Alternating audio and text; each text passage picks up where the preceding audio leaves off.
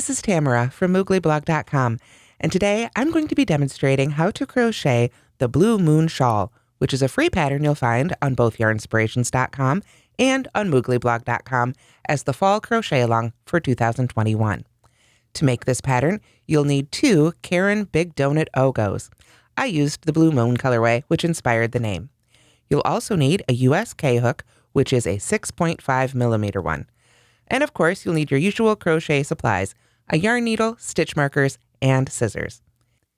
In this video, I will be demonstrating how to crochet section 3, which is the first light blue section you can see right here.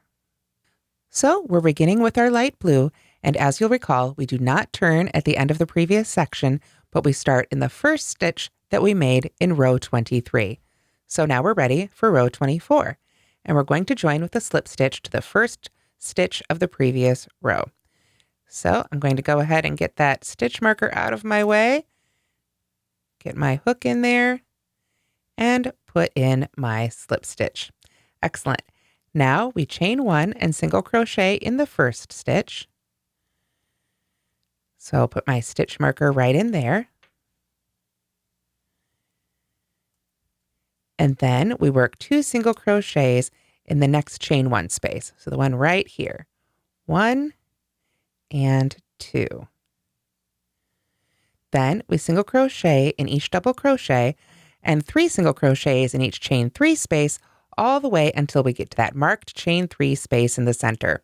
So kind of how we started section 2. Single crochet in each double crochet and 3 single crochets in each chain 3. And I'll see you when we get to that marked stitch right in the center. Okay, so we've single crocheted across to that marked chain 3 space. So right there, we're going to work 2 single crochets, 1, 2, then chain 2, 1, 2, place the stitch marker around the chain 2, and then finally, 2 more single crochets back in that marked space. 1 and 2. There we go. Then we can simply continue single crocheting in each double crochet with a 3 single crochets in each chain 3 space until we get to that final chain 1 space at the end.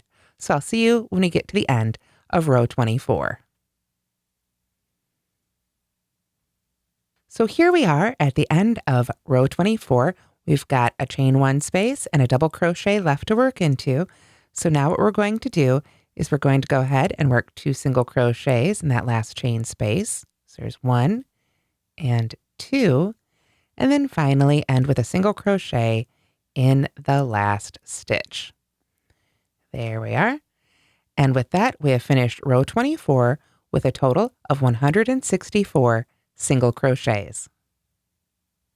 So now I've turned my work and I'm ready for row 25. I'm going to start with a chain 1 and then single crochet in the very first stitch. Then I'm going to go ahead and put a stitch marker in this stitch so that it's easy to find when I come back for the next row. There we are. Then I chain 1, skip the next single crochet, and single crochet in the stitch after that. Then chain 1, skip the next single crochet, and single crochet in the stitch after that. We're going to repeat this all the way across to the marked chain space right in the center. So I'll see you when we get to the center of row 25. So now we've worked to our marked space there. We've got our single crochet, chain 1, skip 1, and we've got our marked space.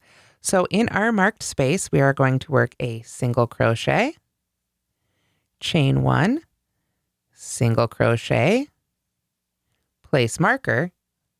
So we're going to, go ahead and move our stitch marker up to that single crochet we just made, like so. Then we chain 1 again and work another single crochet back in that same marked chain space, or previously marked chain space. From there, it's the same thing back down the other side. Chain 1, skip 1, single crochet in the next one.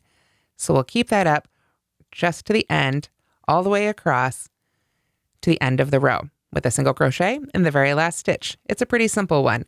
And at the end of row 25, you should have a total of 85 single crochets.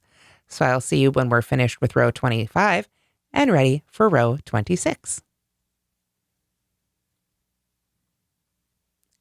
So we've finished row 25. Now we're ready to turn and begin row 26. To begin row 26, we're going to start with a chain of 3. 1, 2, 3, which will of course count as our first double crochet, just as it has for the rest of the pattern. There we go. Then we work a double crochet, chain 1, and cluster in the first stitch. This cluster is a little different, as they are in every pattern. Cluster just means a certain type of stitch. You have to go to the special stitches to see what it means. And in this pattern, it means a double crochet 2 together, normally a decrease, but all worked into the same stitch. So it creates a cluster instead of a decrease. So of course, we'll do that here together. So we've got our chain 3, and then going right into that first stitch, we're going to work a double crochet, then a chain 1, and then a cluster, which looks like this. We yarn over, go into the indicated stitch, which in this case is the first stitch, yarn over and pull up a loop. Now you can see we've got 3 loops on the hook, yarn over and pull through 2. We still have 2 loops left on the hook. I'm going to yarn over again, go into the same stitch, yarn over and pull up a loop. Now we have 4 loops on the hook, yarn over and pull through 2, and yarn over and pull through all 3 to finish the stitch. As I say, it's just like a double crochet 2 together decrease, but instead of working it over 2 stitches, we're working it into just 1. So there's no actual decreasing happening. So after that, we begin the section with the asterisk. We skip the next single crochet and work into the single crochet after that. So we're going to be skipping those chain 1 spaces in between those single crochets as well. So skip the next single crochet, and then in the next single crochet, we cluster, chain 1, double crochet, chain 1, and cluster again. Big moves, all written out in the parentheses. So let's do that together. First, we work a cluster. So stop with 2 loops on the hook, yarn over again, go back into that same stitch to start again. When we get down to those 3 loops left on the hook, we yarn over and pull through all 3 to finish the first cluster. Then we chain 1, then double crochet in that same stitch, then chain 1 again, and cluster again in that stitch, where we yarn over, go into the stitch, yarn over and pull up a loop, yarn over and pull through 2, yarn over again, go back into the stitch, yarn over and pull up a loop, yarn over and pull through 2, and yarn over and pull through 3. So if I pull it apart a little bit here, you can see that in that stitch, we've worked a cluster, chain 1, double crochet, chain 1, and cluster. So that's going to be our repeat. Skip the next single crochet, and then in the single crochet after that, cluster, chain 1, double crochet, chain 1, cluster again. Hard to say while doing it. So we've got a cluster, chain 1, double crochet, chain 1 again, and another cluster, all in that same stitch. So you can see our second one right there. So we repeat this all the way across until 2 single crochets remain. But we want to make sure that we move our stitch marker up into that center double crochet that will be worked in the marked single crochet. So keep making these little sets of stitches here, and I'll see you when we get to that marked stitch in the center. So here we are just about at the center of row 26. And I just want to point out that we're not actually altering from the rest of the stitch pattern across the rest of this row. It is genuinely the same thing all the way across. So we skip that next single crochet right there, even though it's all kind of squished in. You can see we're a little bit further back. There's another one there to skip. And then right in that marked stitch, we can work our set of stitches. We'll start with our cluster here. Do these together. Chain 1, double crochet. Now we know that's the center of this set of stitches, and it's going into our marked stitch there. So we're going to go ahead and move our stitch marker up into that double crochet right in the middle. There we are. Then chain 1 and cluster right back into that same space there, or same stitch, I should say. And there we've got our new center. So then, of course, we can skip the next single crochet, come to the one after that, and begin again all the way back to the end of the row.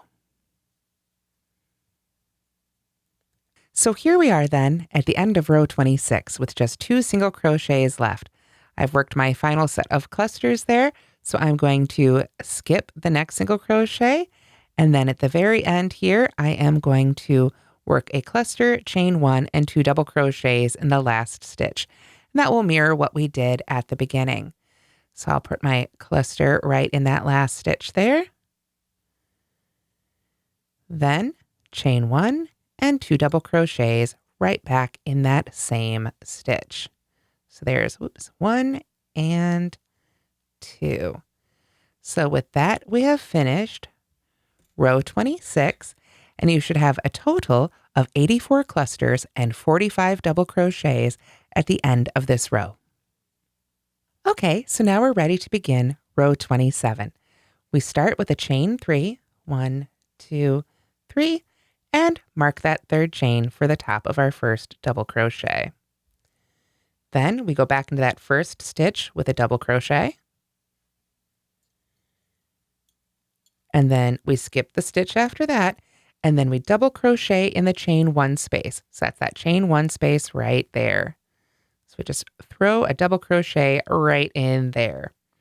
After that, we're going to begin the part that's our repeat. It begins with the asterisk. So if you're following along with the written instructions, look for that first asterisk, and then we chain 3, 1, 2, 3.